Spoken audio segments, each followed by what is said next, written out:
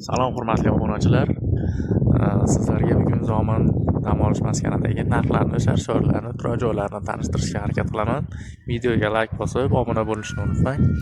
Bugun 2025-yil 30-may kungi sanasi va shu kun holatiga bo'lgan narxlarni aytib o'taman.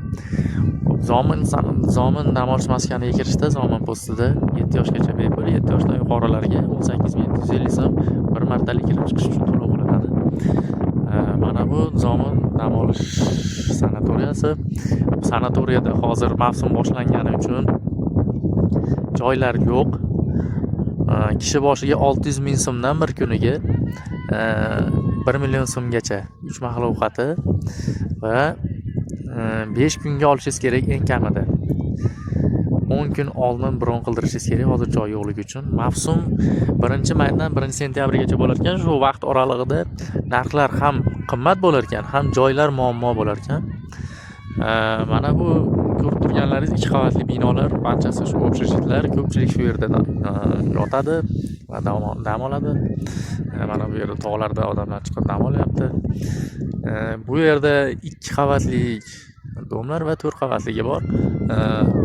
Bitta 2 qavatli domda tualet, hammomi alohida har bir xonaning o'zida 2 kishilik, 4 kishilik joylari bor.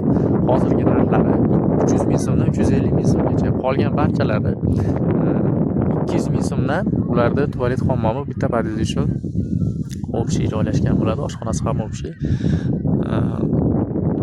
Mana bu Sharshara yonida mehmonxonasi bor. 600 ming so'mdan bir kishi boshiga. Sharsharaga kirish 5 ming so'm to'lovi. Bir kunda shu 5 ming so'm to'lov qilasiz, xohlaganda kirib chiqib yuraverasiz. Mana kanatkani ko'rgan bo'lsangiz, bu deyarli 2 kilometr masofani bosib o'tadi. Bu kishi boshiga 70 ming so'mdan borish, qaytishi 70 ming so'm, 140 ming so'm. Bu kanatga Osmon ko'prigiga yaqinroq joyga boradi. Osmon ko'prigida narxi o'tib qaytish bir kishi boshiga 50 ming so'mdan, 50 ming so'mdan. Ayniqsa bu yerda yo'l kiralar juda qimmat.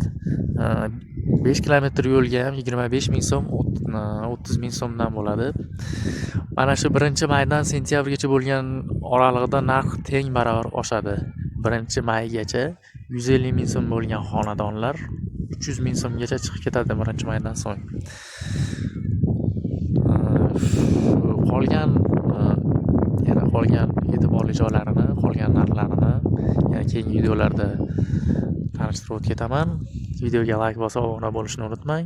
Yana nimalar narxlari kerak bo'lsa kommentariyada yozib keting, imkon qadar yetkazib boramiz.